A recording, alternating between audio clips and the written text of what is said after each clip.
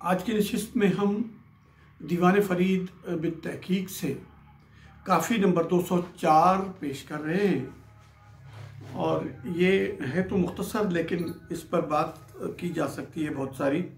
इसके मिसरे 14 हैं और अल्फाज इसके सारे हैं 58 और सुर इसका जो है वो भैरवी है। भैरवी पर हम आगे चलकर बात करेंगे कि ये किस तरह पूरे बर्रे सगीर पर हमें छाई हुई मिलती है। ये सुर राग ठाठ है भैरवी, जो पूरे बर्रे सगीर पर इतने बड़े बड़े गीत गाए गए, कोई बाकी नहीं बचा जिसने इसमें ना गाया हो और लोगों को मुतासर ना किया हो। पूरे बर्रे सगीर पर जिन गीतों ने राज किया है उनमें से अक्सर जो थे वो भैरवी में थे। और इस पर बात मुलतवी करते हुए हम आगे चलते हैं कि काफ़ी क्या है। काफ़ी है दर्द पे वल पेटे नितड़े यार रंझेटे। दर्द पे वल पेटे, दर्द दुख तकालीफ जो भी है, ख्वाजा साहब जिस पस मंज़र में ये बात करते हैं, इस दर्द से मुराद कोई जिस्मानी तकलीफ़ ये नहीं है। कुछ दुख हैं और वो दुख भी उनकी ज़ात के नहीं हैं, महसूसात के हैं। और वो दुख किसका महसूस कर रहे हैं? ज़ाती तौर पे तो ख्वाजा साहब एक खुशहाल इंसान थे और बड़ी मुतमईन ज़िंदगी गुजारी, तो उनको ये एहसास किसका था ये आरिफ बिल्ला बता सकते हैं, सूफ़ी लोग बता सकते हैं, फ़लासफ़ा जो है, फ़लसफ़ी जो हैं वो बता सकते हैं कि दर्द पे वल पेटे, ये दुख दर्द ही हमारे हिस्से में, पेटे पवना होता है किसी के हिस्से में कुछ आना, तो हमारे हिस्से में क्या आया है? दर्द ही आए हैं। और किसने दिए हैं? नितड़े यार रंझेटे। लफ्ज रांझा को उन्होंने खूबसूरत टर्म देके उसको रंझेटे, इस यार ने, इस रांझे यार ने हमें ये दोहरे दुख दे दिए हैं, दोबारा हमारे खाते में यही आ गए। और मैं बैठे गई उम्र ना आए, लावे लहण दे नेटे।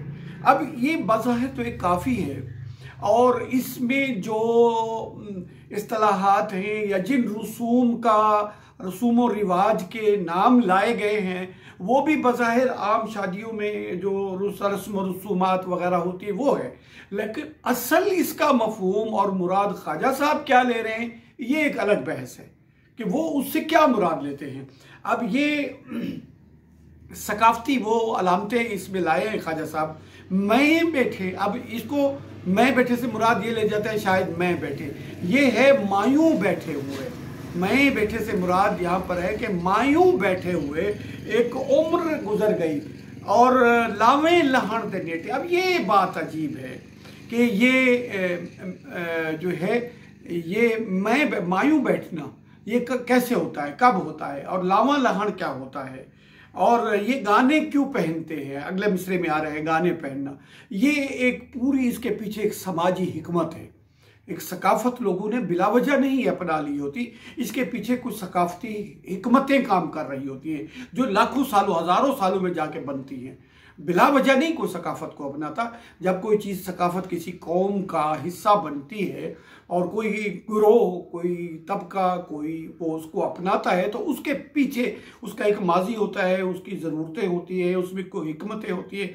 अब ये मायूं बैठना था कि जब शादी की तारीख मुकर्रर हो जाती है तो उससे चंद दिन पहले दुल्हन को एक कोने में, घर के किसी महफूज साफ सुथरे कोने में बिठा लिया जाता है, उसके बाद उसकी खिदमतें शुरू होती हैं। और असल में बात यह होती है कि उसको एक लड़की से औरत बनने की तरफ का मरहला दरपेश होता है और ये बहुत ही संजीदा मरहला होता है। तो इसके लिए ज़रूरी होता है कि उसकी जो पहली रूटीन है उसको कहीं ब्रेक किया जाए और उसको एहसास दिलाया जाए कि एक संजीदा मरहला तुम्हारे सामने है। तो उसके लिए और उसको अहम होने का और एहसास भी दिलाया जाए कि उस वक्त वो तमाम लोग जिनकी वो खिदमत कर रही होती है और वही तमाम लोग फिर उसकी खिदमत कर रहे थे। कोई उसको तेल डालता है, कोई उसकी मालिश करता है, कोई उसको चीकू मारना हम कहते हैं, जिसे उबटन कहते हैं, चीकू मार के उसके जिस्म की सफाई की जाती है और बड़ी महक होती है। और चीकू की क्या सूनी सूनी महक होती है, उसमें केसू फूल होते हैं वगैरह वगैरह, तो बड़ी खुशबूदार होती है, मस्त कर देने वाली खुशबू होती है चीकू की। तो ये सब कुछ क्यों किया जाता था कि वो मरहला जो दरपेश है उसके लिए ज़हनी जिस्मानी तैयारी कराई जाती थी, उसमें उसे मेवे खिलाए जाते, जो गोद भरी जाती है। ये सब कुछ इसके पीछे कुछ समाजी सकाफती हिकमतें काम कर रही थी। तो फिर वो कहे कि बैठे बैठे वहाँ उम्र गुजर गई, अब इधर से तो क्या मैं किसी के नाम लग गई और उधर से लावे लहण दे लेटे। अब ये लावा लहण क्या होता है, पिछली काफ़ी में 203 में बड़ा वजाहत के साथ बता चुके हैं कि लावा लहण जो होता है ये रूसी सेज जो होती है उस पर बैठकर दुल्हा दुल्हन को आपस में उनके सर टकराए जाते हैं। वो तफसील से हम पीछे बता चुके हैं, आप 203 सुन सकते हैं उसमें। और नेटा कहते हैं मुकर्ररा वक्त को, मियाद को, ख़ास तौर पे शादी की मियाद को ख़ास तौर पे। वैसे भी नेटा से मुराद होता है वो जो जिस वक्त पर इत्तफाक कर लिया जाए। मैं बैठे गई उम्र ना आए, मैं बैठ गई, उधर से तो निकल आई, अब इस खाते में तो पड़ गई, लेकिन क्या नहीं आया, लावे लहण दे नेटे नहीं आए। कि वो लावा लहण का आखिरी जो ले जाने से पहले, रुखसती से पहले की एक तकरीब होती है, घर से दुल्हा आके दुल्हन के अपने घर से उसको जब लेके अपने घर ले जाता है, तो वो लम्हा तो नहीं आया, यानी दरमियान में हम रह गए। और हथड़े पेरे गम दे गाने, सिर सूला दे रेटे, हाथों में पैरों में ये गाने जो हैं। अब ये गाने पर एक लंबी बहस हो सकती है, हम आगे चल के ये करेंगे।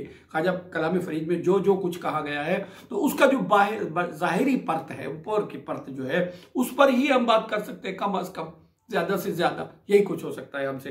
तो वो कह रहे हैं कि उसके गम दे गाने हमारे हाथों में और पैरों में बंधे हुए हैं और सर पर सूला दे रेटे हैं। अब रेटा क्या है, वो एक खूबसूरत सा कपड़ा होता है जो दुल्हा के ऊपर डाला जाता है, जिससे पता चले पूरे मजमे में से वाजे हो जाए कि दुल्हा कौन है। तो उस पर एक रेटा डाला जाता है। सेंगे सरते लगड़े झगड़े, सकड़े सौरे फेटे। अब ये क्या हो गया है कि जो मेरे सेंगी सरतियाँ हैं, मेरी हमजोलियाँ हैं, हम उम्र हैं जो, उनमें तो झगड़े पड़ गए हैं, यानी मेरे साथ झगड़े की हालत में आ गई हैं वो।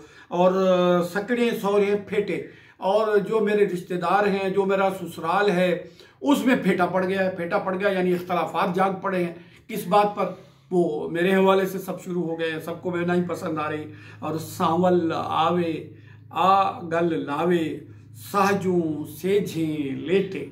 अब देखिए ये सहजू सेझे लेटे, ये लफ्ज़ हर्फ सीन का तकरार, खुशी से आकर सेज पर आराम फरमाए, लेटे आराम फरमाए। और साजू आवे, आकर वह आए, खुशी से आए, आकर हमें अपने गले लगाए, आकर हमें गले लगाए हमें, और आकर सेज पर आराम फरमाए।